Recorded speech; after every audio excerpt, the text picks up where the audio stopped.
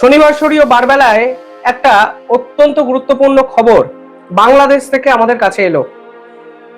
শেষ 24 ঘন্টা ধরে বাংলাদেশ সরকারের পক্ষ থেকে লাগাতার শেখ হাসিনার লাইফকে কেন্দ্র করে ভারতের বিপক্ষে একাধিক স্টেটমেন্ট দেওয়া হচ্ছিল।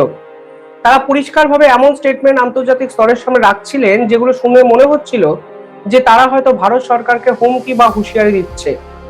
প্রতি মুহূর্তে তারা বোঝানোর চেষ্টা করেছে যে এই শেখ হাসিনার লাইভের পিছনে ভারতের স্বার্থ জড়িয়ে আছে এবং ভারতের প্ররোচনাতেই শেখ হাসিনা এই ধরনের মন্তব্য ভারতের বসে করেছেন এবং এর পিছনে সম্পূর্ণ এক রাজনৈতিক খেলা জড়িত, তা বাংলাদেশের পক্ষ থেকে শেষ 24 ঘন্টা ধরে আন্তর্জাতিক স্তরকে বারংবার বোঝানোর চেষ্টা করা হচ্ছিল। কিন্তু এবার পরিস্থিতি কি হলো? 24 ঘন্টা কাটতে না কাটতেই বাংলাদেশ 180 ডিগ্রি পাল্টি খেয়ে গেল এবং শুধু পাল্টি খেলো তা নয়, তারা অফিসিয়ালি একটি সাংবাদিক সম্মেলন করলেন এবং সেখানে তারা বললেন এই মুহূর্তে ভারত যদি তাদের সাহায্য না করে তাহলে নাকি তারা অন্ধকারে ডুবে যাবে এবং এই অন্ধকার থেকে বাঁচার জন্য তারা ভারতের কাছ থেকে আরো অতিরিক্ত ডিজেল চাইলো। মানে যারা 24 ঘন্টা আগে আন্তর্জাতিক স্তর এবং বাংলাদেশের মানুষকে বোঝানোর চেষ্টা করছিল যে তারা স্বতন্ত্র স্বাধীন, ভারতবর্ষ ইচ্ছাকৃত তাদের রাজনৈতিক খেলাটাকে বদলে দেওয়ার চেষ্টা করছে শেখ হাসিনাকে কাজে লাগিয়ে, তারাই এবার ভারতের থেকে ডিজেল চাইলো এবং তারা পরিষ্কারভাবে বলছে এই মুহূর্তে বাংলাদেশের যে অবস্থা সেই অবস্থাকে মাথায় রেখে ভারত ইমিডিয়েটলি বাংলাদেশকে সাহায্য করুক, কারণ বাংলাদেশ নাকি লোডশেডিং এ ডুবে আছে বিস্তীর্ণ সময় জুড়ে। ভারতও পাল্টা একটি বিবৃতি দিয়েছে। আজকের এই ভিডিওতে আমি ডিটেইলে আলোচনা করব এক্স্যাক্টলি বাংলাদেশ কিভাবে 180 ডিগ্রি পাল্টি খেলো, এর পিছনে জিওপলিটিক্যাল রিজনটা কি এবং শেখ হাসিনাকে নিয়ে তাদের এই অ্যাগ্রেসিভ অ্যাটিটিউড হঠাৎ করে কেন ডিফেন্সিভ মোডে চলে গেল। কালকে বাংলাদেশের পক্ষ থেকে তাদের যে পাওয়ার and energy minister Iqbal Hossain, তিনি কালকে ভারতের যিনি রাষ্ট্রদূত, যিনি এই মুহূর্তে বাংলাদেশে পোস্টেড, দীনেশ ত্রিবেদী, তার সঙ্গে একটি বৈঠক করেন এবং বৈঠকের পর তারা ভারতকে অফিসিয়ালি রিকোয়েস্ট করে যে এই মুহূর্তে ভারতের থেকে বাংলাদেশের ডিজেল প্রয়োজন, কারণ বাংলাদেশ ম্যাসিভলি এনার্জি ক্রাইসিসের মধ্যে থেকে যাচ্ছে। এবং অফিসিয়ালি তারা কালকে জানিয়েছে বিবৃতি দিয়ে যে পাওয়ার অ্যান্ড এনার্জি সেক্টর কার্যত ধসে পড়েছে এবং ভারত যেন অবিলম্বে cross border power and energy কানেক্টিভিটিকে কাজে লাগিয়ে বাংলাদেশে অবিলম্বে যেন ডিজেল পাঠায়, কারণ এই ডিজেলের জন্য তাদের দেশের গ্যাস ফায়ার্ড পাওয়ার অর্থাৎ যে শক্তি দ্বারা গ্যাস উৎপন্ন হয় তার সম্পূর্ণ জেনারেশন বন্ধ হয়ে গেছে এবং এর ফলে বাংলাদেশ অচিরেই লোডশেডিং এ ডুবে যাবে। এই মুহূর্তে তাদের দরকার গ্যাস উৎপাদন এবং তা ডিজেল ছাড়া কোনোভাবেই করা সম্ভব নয়। দীনেশ ত্রিবেদীর সঙ্গে এই বৈঠকের পর তারা আরো একাধিক গুরুত্বপূর্ণ কথা বলে এবং এই কথাগুলো শুনলে আপনারা নিজেরাও বুঝতে পারবেন যে দেশ শেখ হাসিনাকে কেন্দ্র করে ভারতবর্ষকে বিভিন্ন ক্ষেত্রে আক্রমণ করে 24 ঘন্টা আগে একটি স্ট্যাটাস দেয় এবং ভারতবর্ষকে কদর্য ভাষায় আক্রমণ করে, সেই দেশ কিভাবে 24 ঘন্টার মধ্যে 180 ডিগ্রি পাল্টি খেয়ে যায়। তারা কি বলছে, কোট আনকোট আমি আপনাদের পড়ে শোনাচ্ছি। তারা বলছে India is our neighbour country, বা খুব ভালো, ভারত তাদের প্রতিবেশী রাষ্ট্র। So we have many areas of mutual interest, বলছে এর জন্য আমাদের বহু এলাকা আছে যা মিউচুয়াল ইন্টারেস্টকে একে অপরের সঙ্গে আমরা শেয়ার করি। দোজ ইস্যুস ওয়ার ডিসকাসড, এবং আমরা এই বিষয়গুলো নিয়ে আলোচনা করেছি এবং আমরা এক্সপেক্ট করছি ভারত আমাদের চাহিদা মতো এই মুহূর্তে ডিজেল সরবরাহ করবে। এবং তারা কিসের মাধ্যমে ডিজেলটি নিতে চেয়েছে সেটাও তারা বলেছে। তারা পরিষ্কারভাবে বলেছে যে এই মুহূর্তে ভারত ও বাংলাদেশের মধ্যে যে মৈত্রী পাইপলাইন আছে, অর্থাৎ দুই দেশের মধ্যে যে মৈত্রী পাইপলাইন আছে, সেই মৈত্রী পাইপলাইনকে অবিলম্বে অ্যাক্টিভ করে অবিলম্বে যেন ভারত ডিজেল পাঠায় বাংলাদেশকে। এইবার আসল ঘটনাটা সকলের সামনে বলে রাখা প্রয়োজন। প্রথম কথা, এই যে মৈত্রী পাইপলাইন নিয়ে এখন কথা বলছে বাংলাদেশ, সেই মৈত্রী পাইপলাইনটি তৈরি কখন করা হয়েছিল? এই মৈত্রী পাইপলাইনের কনসেপ্টটি হলো, মৈত্রী পাইপলাইন তৈরি করা হয় শেখ হাসিনা এবং নরেন্দ্র মোদীর একটি চুক্তির ফলে। সেই চুক্তি অনুযায়ী ভারত ও বাংলাদেশ একে অপরের সঙ্গে এনার্জি রিলেটেড চুক্তি করেছিল এবং সেখানে ভারতের ভিতর দিয়ে একটি পাইপলাইন বাংলাদেশে পৌঁছে যায় একটি নির্দিষ্ট এলাকা অবধি সেই পাইপলাইন প্রাথমিকভাবে পৌঁছে গেলেও পরবর্তীকালে ঠিক করা হয় যে সেই পাইপলাইনের দৈর্ঘ্য বাড়ানো হবে। মোহাম্মদ ইউনূস এসেই এই পাইপলাইন থেকে তেল সরবরাহ বন্ধ করে দেন। তার মনে হয়েছিল যে এই পাইপলাইনকে কাজে লাগালে বাংলাদেশের মানুষ ক্ষেপে যাবে, কারণ ভারত থেকে তিনি কোনো ধরনের পণ্য বস্তু নিতে আগ্রহী ছিলেন না।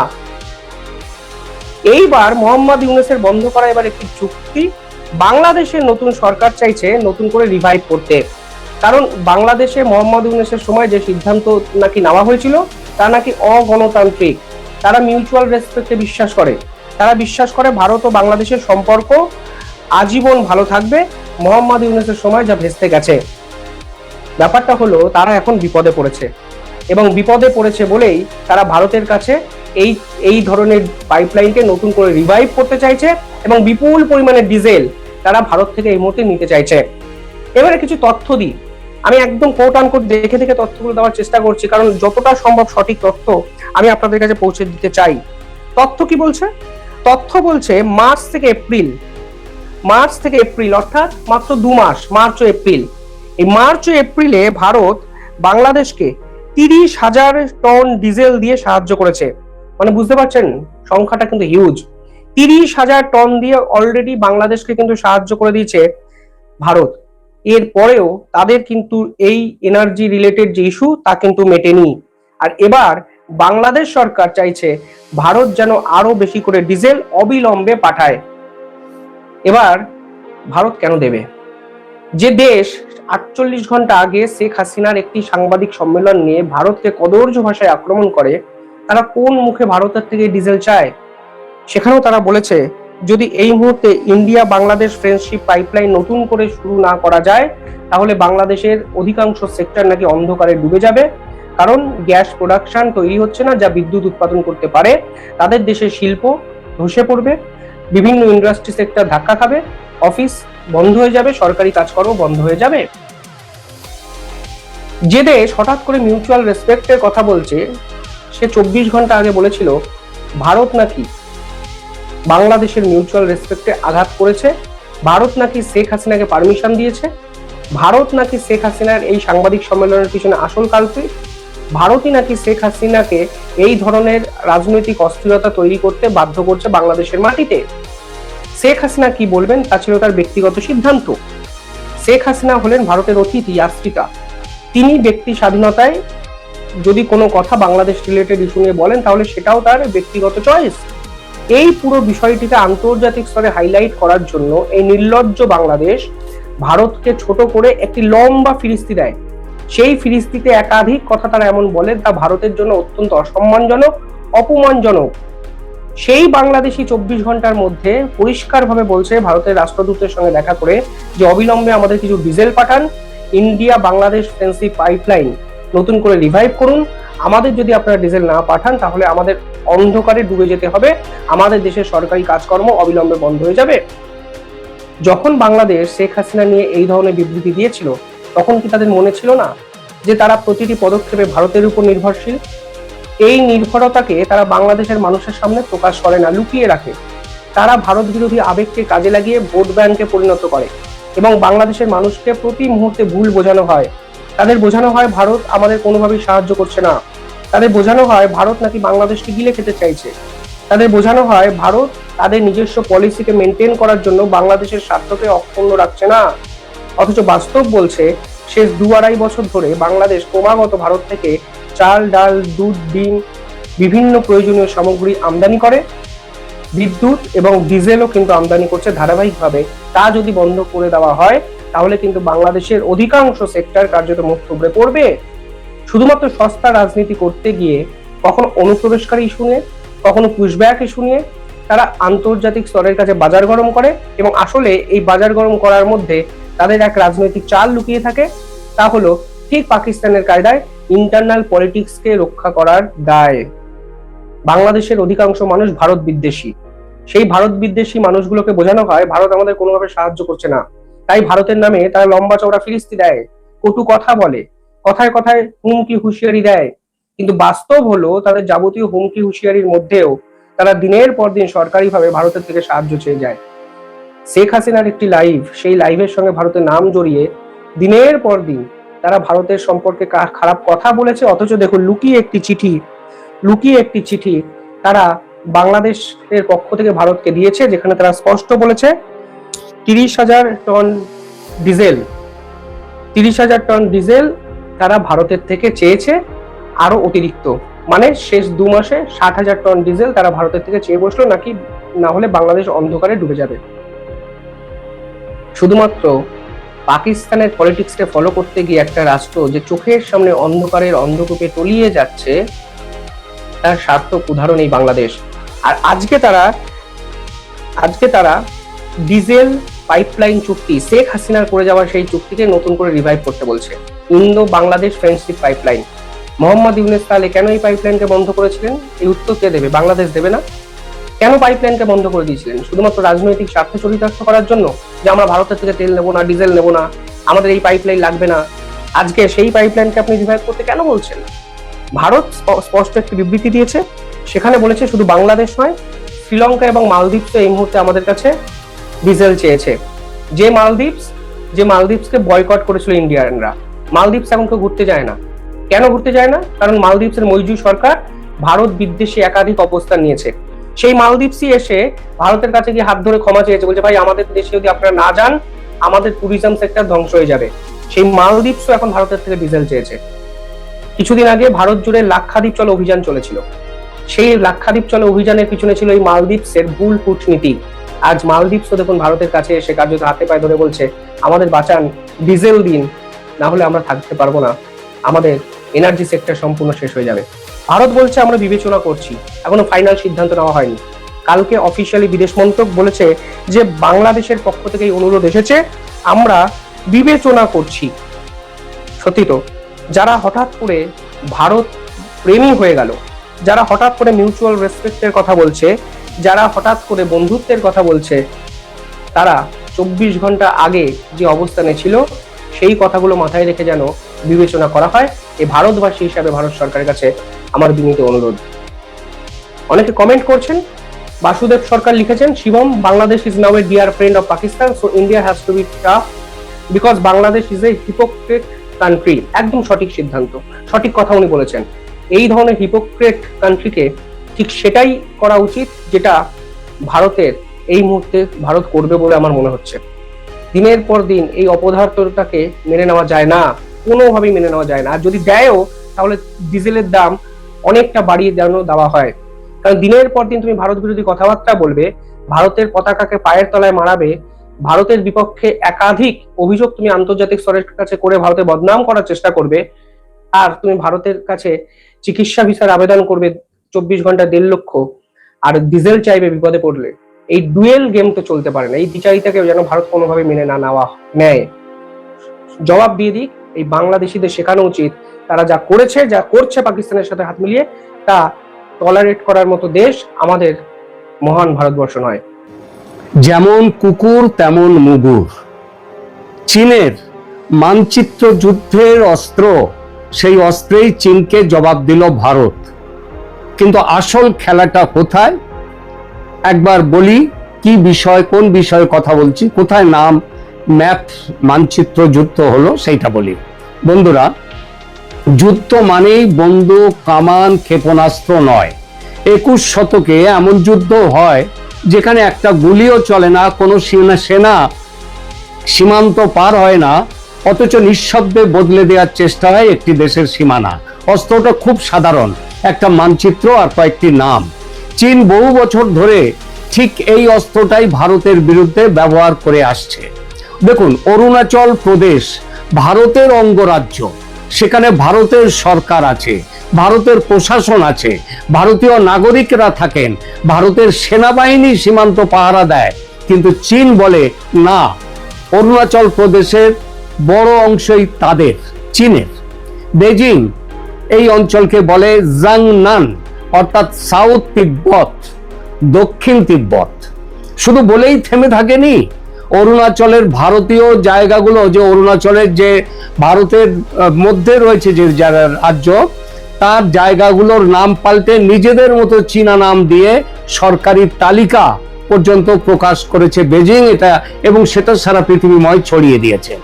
ভারত এতদিন শুধু করতো কি, ওরা নাম পাল্টে দেয়, নাম দিয়ে দেয় ভারতের জায়গার চীনা নাম, আর ভারত বারবার প্রতিবাদ করে। ওরা আবার নাম দেয়, ভারত প্রতিবাদ করে, আবার নাম দিল চীন, ভারত প্রতিবাদ করে। এবং এইবার শুধু করছে, ভারত এতদিন ভদ্র ভাষায় বলতো আপনি আমার বাড়ির নাম পাল্টে দিলেই বাড়িটা আপনার হয়ে যায় না, চীন থামেনি, থামার কথাও নয় চীনের। এবার ভারতও খেলার পদ্ধতিটা পাল্টে দিল। তারা কি করলো, শুধু প্রতিবাদ নয়, তারা করলো কি, তাদের যেসব অংশ চীনের দেশের মধ্যে রয়েছে, চীনের অধিকারে রয়েছে, সেই জায়গাগুলো, সেই সাথে সাথে চীন যে জায়গাগুলোর নাম দিয়েছে, অরুণাচল প্রদেশের যে জায়গাগুলো ভারতের দখলে আছে, অথচ চীন নাম দিয়েছে চীনা নাম, সেই জায়গাগুলোর মধ্যে এইরকম বেশ কিছু জায়গার নাম আগে নাম ছিল না, কিন্তু সেই সমস্ত নামগুলো ভারত করলো কি, নিজেদের দেশের নামে তাদের নামটা দিয়ে সার্ভে অফ ইন্ডিয়ার সরকারি মানচিত্রে সেটা ছেপে দিল। বোঝাতে পারলাম ব্যাপারটা? অর্থাৎ ভারতের মধ্যে অরুণাচল প্রদেশের যেসব জায়গা, যে জায়গাগুলোর নাম চীন করতো কি তাদের মতো করে দিয়ে রাখতো, ভারত করলো কি সেই জায়গাগুলোর নাম নিজেদের মতো করে দিয়ে দিল, দিয়ে মানচিত্রে সেইগুলো সার্ভে অফ ইন্ডিয়ার মানচিত্রে প্রকাশ করে দিল। শুধু সেই জায়গাগুলোই নয়, চীনের দখলে আছে অথচ ভারত তাদেরকে নিজেদের জায়গা মনে করে, এমন জায়গাও পর্যন্ত ভারত তাদের নাম ভারত নাম দিয়েছে। এই মোট এইগুলোর নাম হয়েছে 27টা জায়গা। এই 27টা জায়গার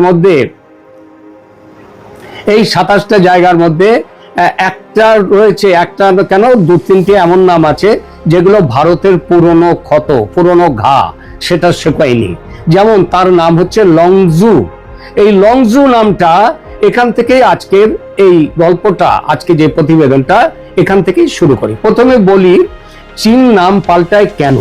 প্রশ্নটা খুব স্বাভাবিক। একটা পাহাড়ের নাম বদলে দিলাম, একটা গ্রামের চীনা নাম দিলাম, তাতে কি হলো? ভারত কি জায়গাটা চীনকে দিয়ে দেবে? অবশ্যই নয়। তাহলে বেজিং এই কাজ বারবার করে কেন? কারণ আন্তর্জাতিক রাজনীতিতে টেরিটোরিয়াল ডিসপিউট বা ভূখণ্ডের বিরোধ শুধু সেনাবাহিনী দিয়ে লড়া হয় না, লড়াই হয় ইতিহাস দিয়ে, লড়াই হয় মানচিত্র দিয়ে, লড়াই হয় সরকারি নথি দিয়ে, এমনকি লড়াই হয় নাম দিয়েও। চীন যদি ধরুন বছরের পর বছর তার সরকারি মানচিত্রে অরুণাচলের একটি জায়গাকে চীনা নামে দেখায়, সরকারি নথিতে সেই নাম ব্যবহার করে, নিজেদের নাগরিকদের সেই নাম শেখাতে থাকে, তাহলে একটা ন্যারেটিভ তৈরি হয়ে যায়। তারপর বেজিং বলতে পারে কোনোদিন, দেখুন আমরা তো বহু বছর ধরেই এই জায়গাকে আমাদের ভূখণ্ড হিসেবে দেখিয়ে এসেছি, এটা ভারত দখল করে নিয়েছে। এটাই হলো কার্টোগ্রাফিক অ্যাসারশন। সহজ বাংলায় বললে মানচিত্র ব্যবহার করে নিজের দাবিকে প্রতিষ্ঠিত করার চেষ্টা। চীন এই কাজ একবার করেনি। 2017 সালে চীন প্রথম সাম্প্রতিক বড় তালিকা প্রকাশ করলো।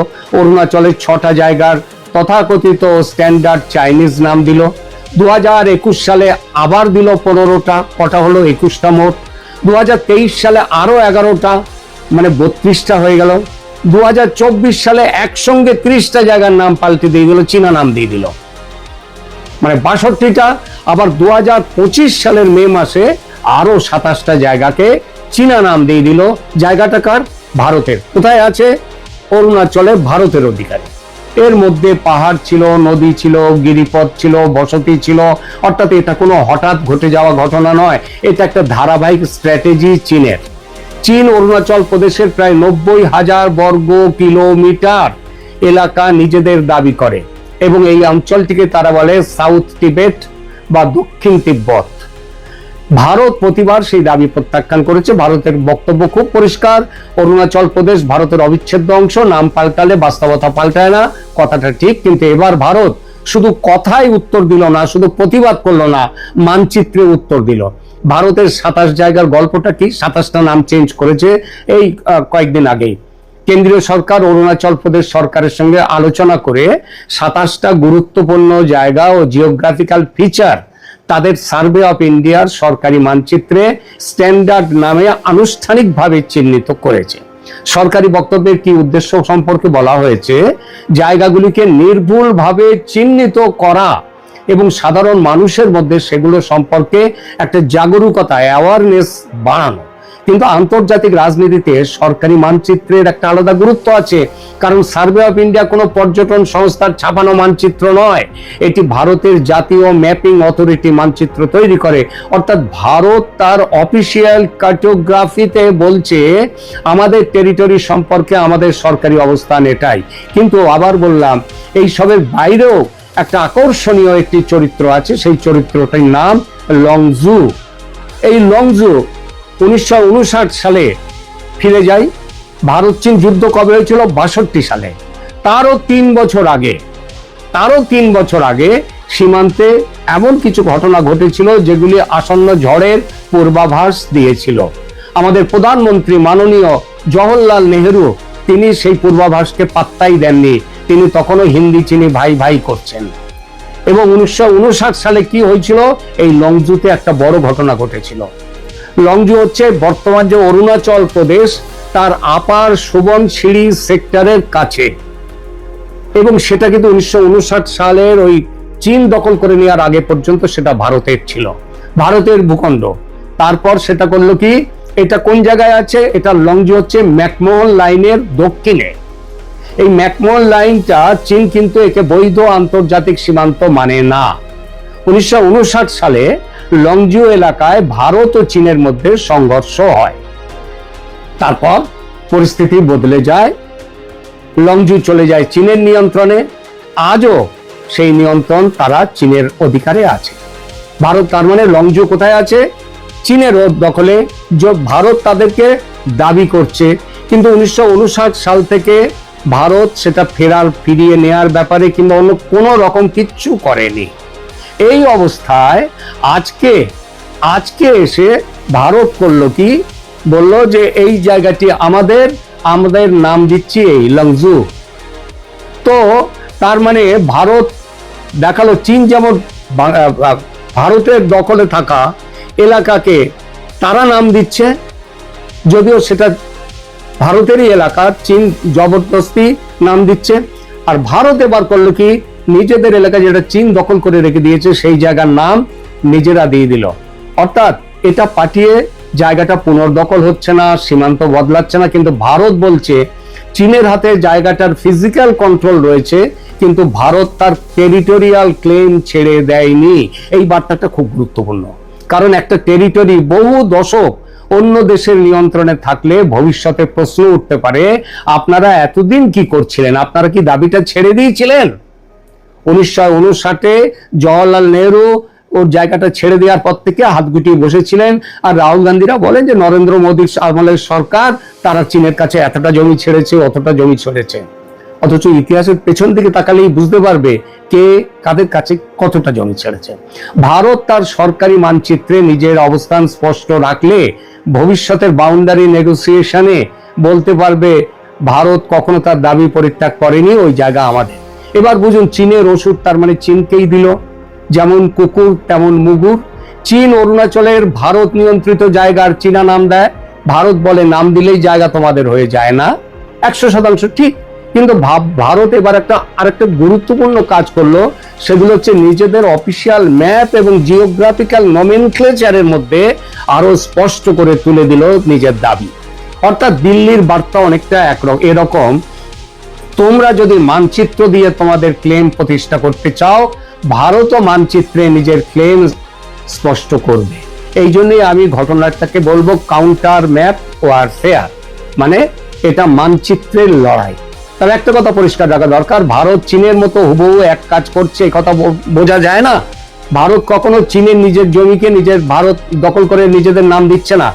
ভারত যে নামটা দিচ্ছে সেটা হচ্ছে ভারতের নিজের জমি, যেটা চীন দখল করে রেখেছে, সেইখানে ভারত তার নাম দিয়ে নিজেদের অধিকারটাকে প্রতিষ্ঠিত করে রাখলো। এবং এই স্ট্র্যাটেজিক মেসেজে একটা মিল আছে। যেমন ধরুন, নিজের টেরিটোরিয়াল ক্লেমকে সরকারি নথি এবং মানচিত্রে প্রতিষ্ঠিত রাখা। ম্যাকমোহন লাইন আর এলএসি এই দুটো যদিও এক নয়, এবং আমি আগেই বলেছি এলএসি মানে লাইন অফ অ্যাকচুয়াল কন্ট্রোল, যেখানটায় আর ম্যাকমোহন লাইন তৈরি হয়েছিল 1914 সালের সিমলা কনভেনশনের সময়। ভারত পূর্বাঞ্চলে এই লাইনকে তার আন্তর্জাতিক সীমান্তের ভিত্তি হিসেবে দেখে, চীন সেটা দেখে না। আর এলএসি হচ্ছে কি, আজ বাস্তবে ভারতীয় বাহিনী কতদূর পর্যন্ত নিয়ন্ত্রণ করছে এবং চীনা বাহিনী কোথায় নিয়ন্ত্রণ করছে, এই যে সীমারেখাটা, এই সীমাটাই হচ্ছে LAC, line of actual control. এলএসির সঠিক অ্যালাইনমেন্ট নিয়েও ভারত ও চীনের ধারণা সব জায়গায় এক নয়, তাই সীমান্তে মাঝে মধ্যেই পেট্রোল কনফ্রন্টেশন হয়। এই কারণে লংজুর মতো জায়গা বোঝার সময় আমরা বলতে পারি যে ভারত অ্যাকচুয়াল কন্ট্রোল তার কাছে নেই, কিন্তু ভারত লংজু ফেরত নেওয়ার প্রস্তুতি হয়তো নিচ্ছে না এখন, কিন্তু লংজুর জন্য ভারত বলে রাখলো যে তোমরা আমাদের জায়গায় নিয়ে রেখে দিয়েছো, কিন্তু আমরা যার দাবি ছাড়িনি, আমরা তার নামচিত্র আমাদের ম্যাপে দেখিয়ে দিয়ে দিলাম এটা ভারতের। মানচিত্রে একটা জায়গা দেখানো সামরিক অভিযান এক জিনিস নয়, অর্থাৎ ব্যাপারটা হচ্ছে গুলি না চালিয়ে যুদ্ধ না করে নিজের রাজনৈতিক ও টেরিটোরিয়াল পজিশন আরো পরিষ্কার করে দিল ভারত। বলল ভারত যে আমরা আলোচনা করব, সীমান্তের শান্তি চাই, কিন্তু নিজের দাবি ভুলে যাব না। চীনের জন্য বার্তাটা কোথায়? এখানে আর একটা ইন্টারেস্টিং ব্যাপার আছে। দেখুন, গত কয়েক বছরে ভারত চীন সম্পর্ককে আবার কিছুটা স্বাভাবিক করার চেষ্টা হয়েছে, কিন্তু সম্পর্ক স্বাভাবিক করার চেষ্টা মানে টেরিটোরিয়াল ডিসপিউট, এটা ভুলে যাওয়া নয়। দিল্লি এই দুটো ট্র্যাক পাশাপাশি চালাতে চাইলো।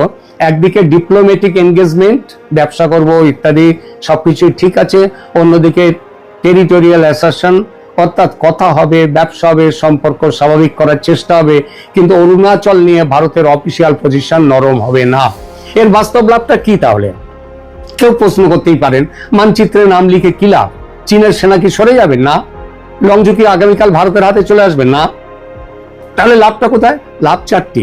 প্রথমত, ভারতের ক্লেমের ডকুমেন্টারি একটা এভিডেন্স থাকলো, কন্টিনিউটি থাকলো। দ্বিতীয়ত, ভবিষ্যতের বাউন্ডারি নেগোসিয়েশনে ভারতের অবস্থান স্পষ্ট করে রাখা হলো। তৃতীয়ত, চীনের একতরফা এই মানচিত্র প্রোপাগান্ডা, এইটার আনকনটেস্টেড থাকলো না, অর্থাৎ ভারতও নেমে পড়লো ওই একই খেলায়। আর চতুর্থত, নিজের নাগরিকদের কাছে ভারত পরিষ্কার করে দিল কোন টেরিটরি সম্পর্কে ভারতের অফিসিয়াল পজিশন কি। সুতরাং এইগুলোই হচ্ছে সব থেকে বড় জিনিস। এইবার 1 ইঞ্চি মানে এখান থেকে আর একটা জিনিস আমরা দেখি, সেটা হচ্ছে মানচিত্রে লড়াই যেমন সভারেন্টি রক্ষার অস্ত্র, তেমনি ডিপ্লোমেসির জন্য কখনো কখনো বোঝাও হয়ে ওঠে। বন্ধুরা, লংজুর গল্পটা আমাদের একটা খুব বড় শিক্ষা দেয়। 1959 সালে যেখানে ভারত চীন সংঘর্ষ হয়েছিল, 1962 যুদ্ধের এত দশক পরেও সেই জায়গার প্রশ্ন শেষ হয়নি। সীমান্তে আজ হয়তো গুলি চলছে না, কিন্তু লড়াই থামেনি। শুধু অস্ত্র বদলেছে, কখনো রাস্তা, কখনো সেতু, কখনো সীমান্ত গ্রাম, কখনো কূটনীতি, আর কখনো একটা মানচিত্রের ওপর লেখা একটা নাম। চীন বহু বছর ধরে এই খেলা খেলে আসছে। তারা বলছে অরুণাচল আমাদের, সাউথ টিবেট, এই টিবেট তার জবরদখল করে নিয়েছে তিব্বতীদের কাছ থেকে। ভারত বলছে অরুণাচল ভারতের ছিল, ভারতের আছে, ভারতের থাকবে। আর এবার ভারত শুধু কথায় নয়, অফিসিয়াল কার্টোগ্রাফিতেও নিজের অবস্থান আরো স্পষ্ট করছে। এখন এই যে টোটাল জায়গাগুলো, এইখানটায় একটা জিনিস সেখানটায় বলতে হবে যে চীন ভবিষ্যতে, আজকে না হয় চীন দ্বিতীয় শক্তি, সামরিক, আর্থিক সব দিক দিয়ে দ্বিতীয় শক্তি। ভারত 3 নম্বরে আছে, আর্থিক দিক দিয়ে ইত্যাদি দিকে 3 নম্বর, তার নিচে আছে। এমন দিন তো আসতে পারে, আজ থেকে 10 বছর, 15 বছর, 20 বছর পরে, যখন চীনকে ছাপিয়ে ওপরে উঠতে পারে ভারত সব দিক দিয়ে। সুতরাং সেই দিনের জন্য আগের থেকেই রাস্তা তৈরি করা হচ্ছে এবং সেটা করে রাখলো ভারত। এখনকার মতো এখানেই রাখছি। ভালো থাকবেন, ধন্যবাদ।